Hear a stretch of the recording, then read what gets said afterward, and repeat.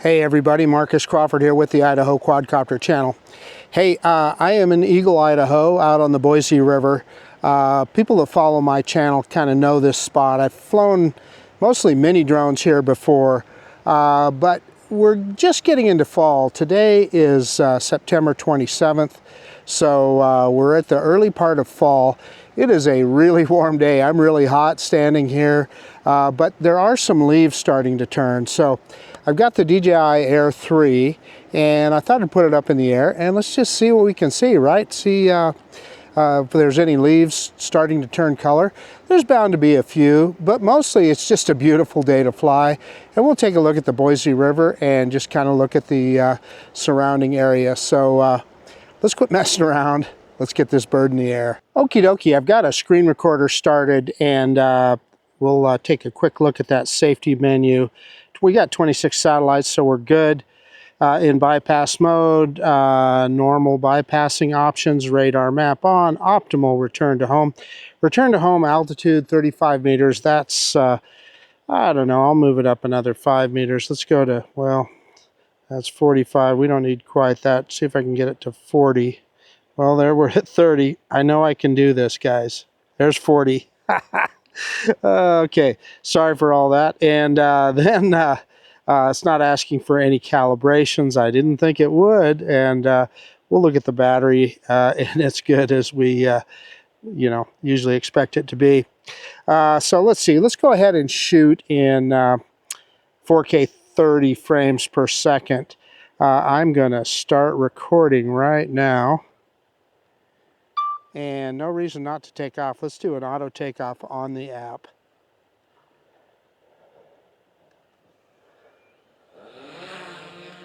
Home point updated.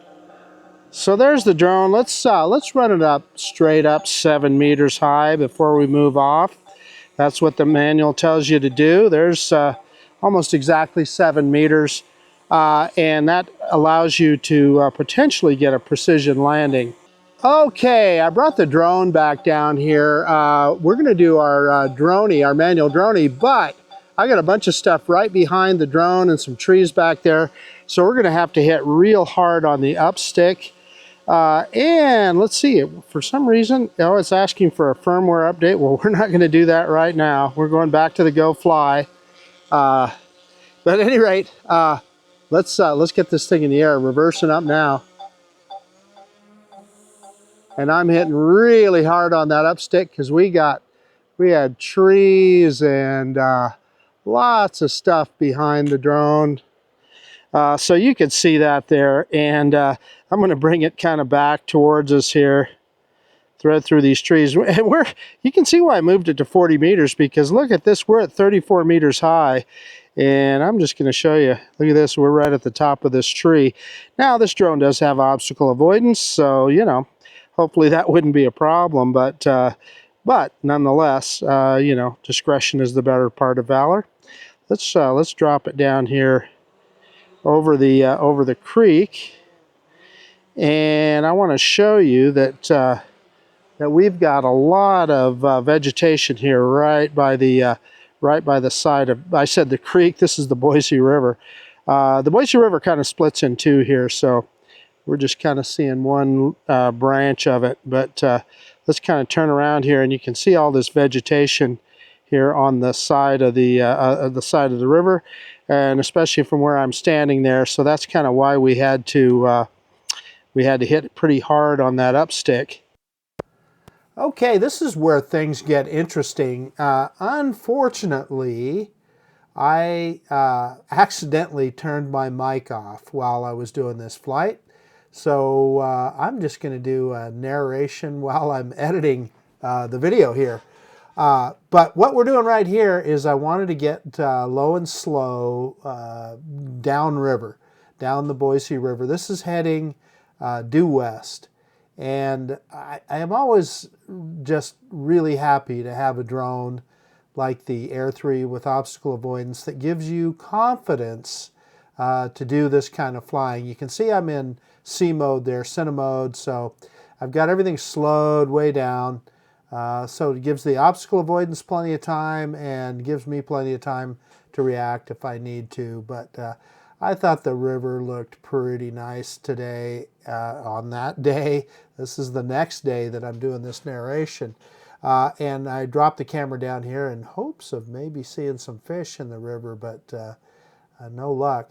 So on the right-hand side is where, well, the greenbelt, the Boise River greenbelt runs on both sides of this, but the main part of it is on the right-hand side. You can see on the left there, you can see a little bit of a trail there, and that's just a dirt trail. The one on the right side is actually paved, so a lot of bicycles, etc. But I just thought that the river looked so nice, and the water level is, they've been lowering it. It doesn't, well, it's not the velocity of water that it was, oh gosh, even a month ago. So you can see it's there's not a whole lot. But as I said, on this part of the river, it's kind of split in two. So really, you're kind of only seeing half of the flow of the Boise River.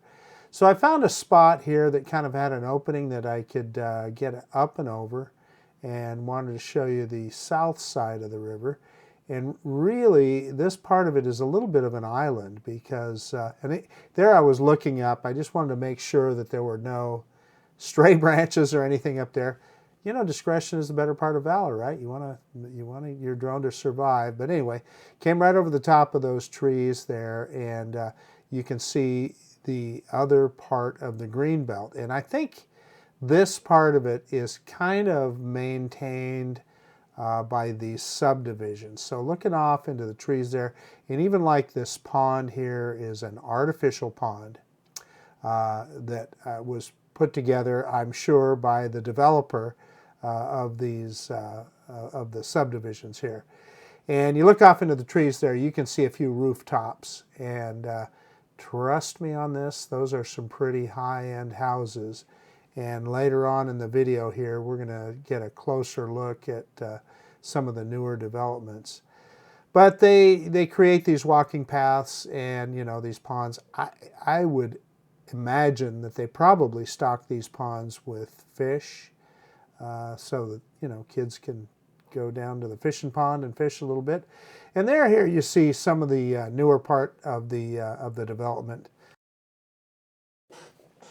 And yeah, I mean, as we get further down that way, we'll see some new construction, etc. But you can tell it's newer because the trees aren't as high. But again, these are pretty high-end houses. I would venture to guess that all of these houses are at least $1 million homes for sure, or even more than that. I mean, I'm sure some of them are $1.5 million or $2 million. They really, like I said, it's kind of a high end. And as I point, this is kind of pointing more north. If you see those houses off in the distance, I think those are even $2 million and more. So yeah, pretty spendy neighborhood. So let's keep heading west here, and kind of give you a look at the green belt and the river. I'm gonna grab a little altitude here. Throw it back into normal mode to get some speed going, and get this guy over the top of the river. Grabbing some altitude I wanted to kind of give you the big picture. And you see those ponds over on the right-hand side there? That's next to some apartments and houses. Down below there is a weir that you've probably seen in other videos, but it's something interesting to look at. So I decided to descend here and take a closer look. And again, I was kind of hoping that, you know, maybe we might see a few fish or something like that. But no such luck. I'm looking at the screen right now. I don't see any. I started getting some image transmission issues here. And in fact, it lost, as you can see, it's turning around. It lost connection altogether and started return to home. And again, you see that big tree that's going right over the top of there. The cool thing about this drone, obstacle avoidance, and it's got that optimized return to home. It's going to only go as high as it needs to. So as soon as I got signal again, I stopped it and turned around, and I just got too low there. And when you're shooting through the trees like this, I don't care what kind of OcuSync you have. it's hard to maintain a good signal. And that's why, again, I guess you kind of pay attention and know that where the drone is at, and that there aren't trees right above it or anything that it might rise into. Although in this case, obviously, again, good old DJI OA, I don't think it would have a problem. So again, here's what I was telling you about these ponds right here. And these particular houses, I don't know how much, I don't think they're that terribly big square footage. But again, they're kind of higher end, and they command a premium price. Eagle, Idaho is kind of the, I guess you would call it the ritzy suburb of Boise. Meridian, Idaho is where the kind of us working class folks live, and then Eagle, Idaho here is, what would you call it, the executive class? I don't know. But they're definitely more money. And even these condos that you see right here are fairly expensive. So you see that little island down there right by the bridge. I've flown there quite a bit. Tanya Gale and I made a video down there one day, and I've flown back and forth under that bridge. It's kind of fun to do. And heading further west here, and you can see the green belt there kind of in the middle of the screen. And if you look off in the distance, that is kind of the main drag. It's called Eagle Road, but Highway 55. And as we turn around here, what I'm trying to get you pointed to is Reed Merrill Park. There it is, right there. That is Reed Merrill Park, and that's one of the local Eagle parks. And yeah, they got a lot going on there. It's a pretty nice little park, and that's kind of where I parked my car at, and I rode my scooter out there to where I took off. And this is kind of an executive park here. And again, it looks like I lost signal, and it started heading back, again, shooting through trees.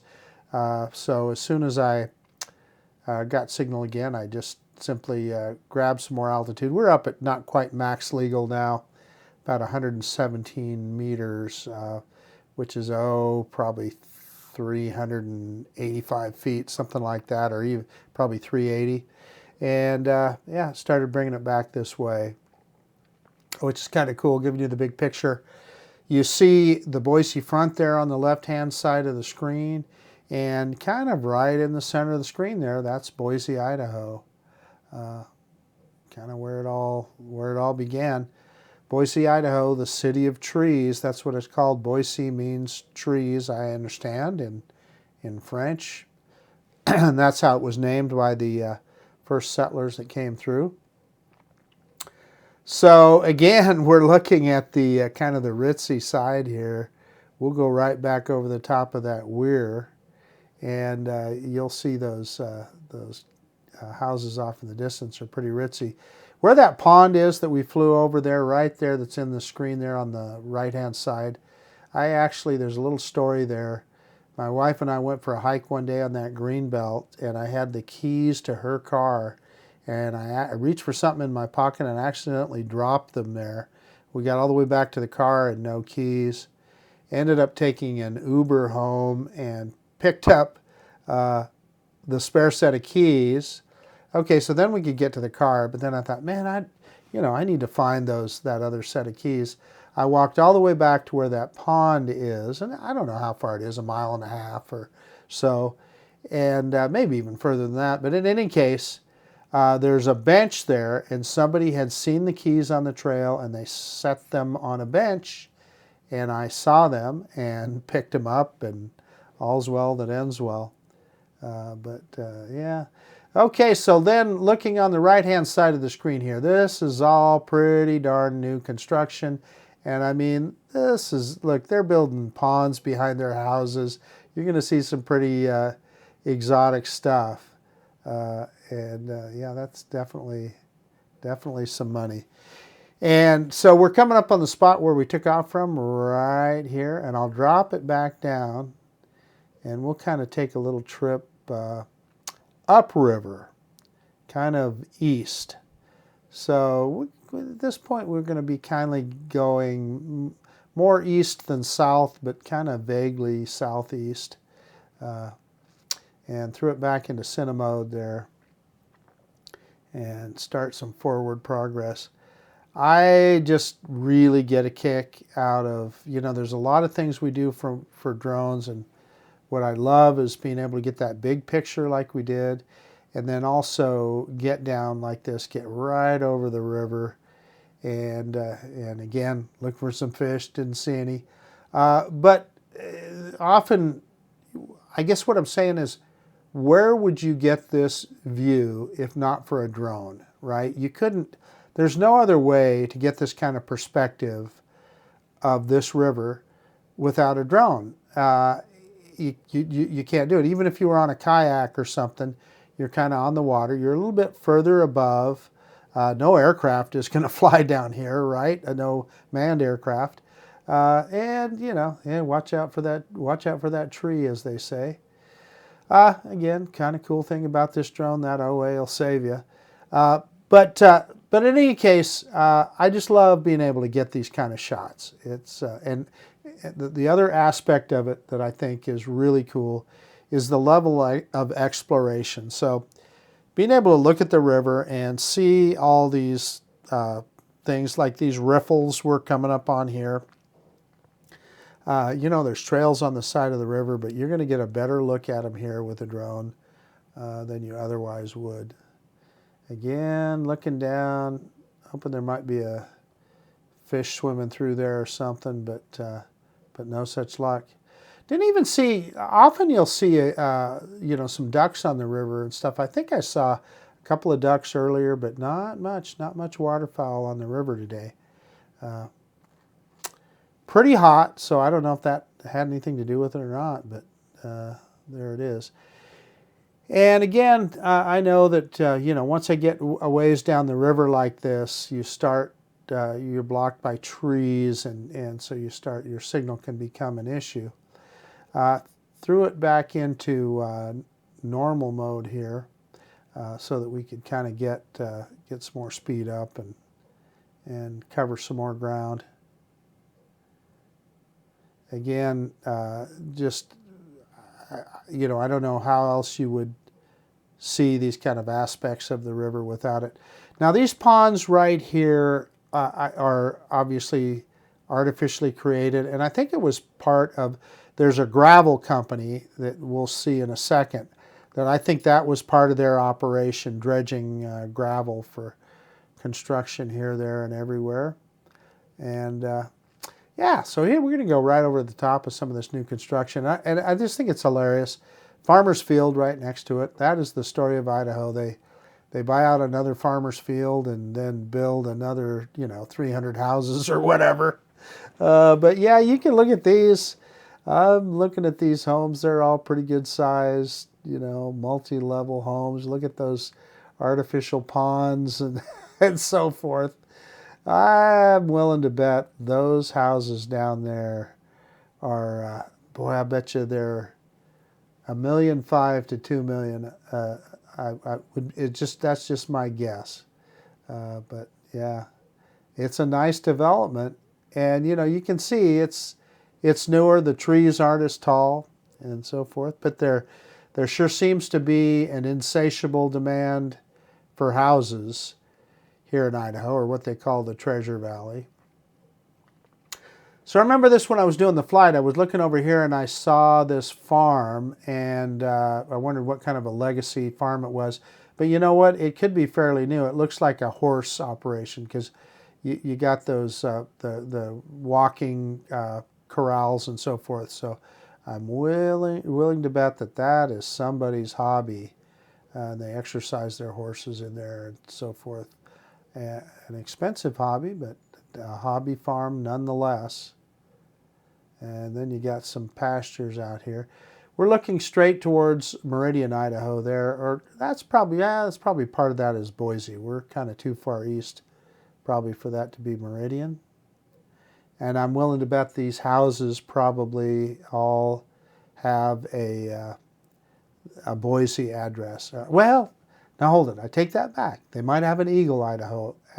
Well, no, I take that back. It could even be, yeah, no, these probably all have an Eagle, Idaho address. That's my guess. Don't know for certain. But if you go further east, you go through a little city, a little sliver of a city called Garden City, Idaho. That's kind of sandwiched. Boise kind of surrounds it on three sides, and then Eagle, Idaho on the other side.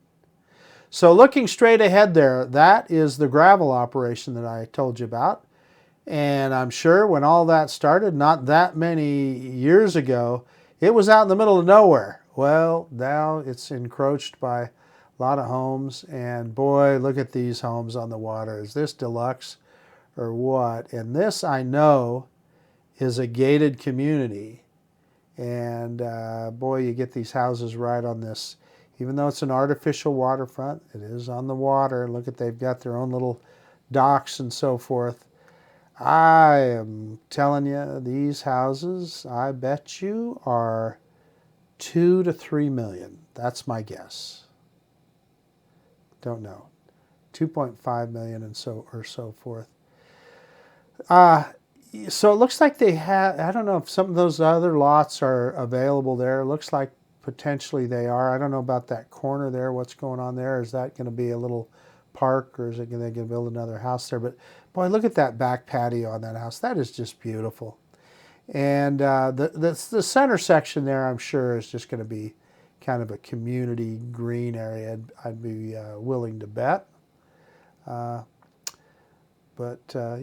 so looking back towards where I'm at and hit that return to home, I was down to, I don't know, about 35% battery. So it was time to bring it back and see if we could get this guy on the ground. I like the optimal return to home here. Even though I set the RTH at 40 meters, it's only about 31 meters off the ground. So looking good.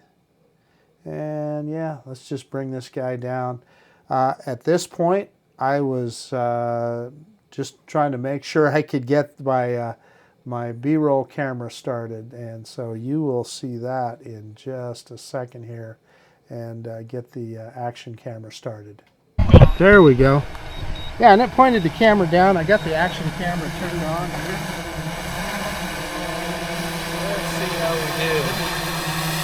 Yeah, it's finding it. Look at that. It's going to be right on. It'll pick up the camera here in a second. I moved around to stand in front of it. Yeah, there we are. Yeah, it's right on the landing pad. Anyway, again, like I said, it's kind of a barter trick, but I always get a kick out of it. I think it's fun. Okay, you can't see me because I got the sun right behind me, but let me get all this shut down and we'll do a quick conclusion. Hey, okay, the DJI Air 3, I think this guy really proved its chops today. We had it low on the river, took advantage of the excellent obstacle avoidance on this drone. Then we took it up higher to get the big picture. Just kind of showed you a little bit of the area here around Eagle, Idaho. I hope you enjoyed it. I mostly just wanted to get out to fly on a nice fall day. We didn't see a lot of changes in the leaves. No big color changes, etc., but it was a lot of fun. This is probably an opportunity to talk about I know the Air 3S. Of course, I don't know when I'll publish this video, but I know the Air 3S is coming out soon. It's supposedly going to have another time of flight sensor on the front here. That only helps it with regard to obstacle avoidance and makes flights like I did today even easier and more reliable. I guess that's about it. This is Marcus Crawford with the Idaho Quadcopter channel out. And if you like this kind of content, please consider subscribing to my channel. Most of all, I so appreciate you taking the time to look at this video. And yeah, we're going to see you on the next one. Bye now.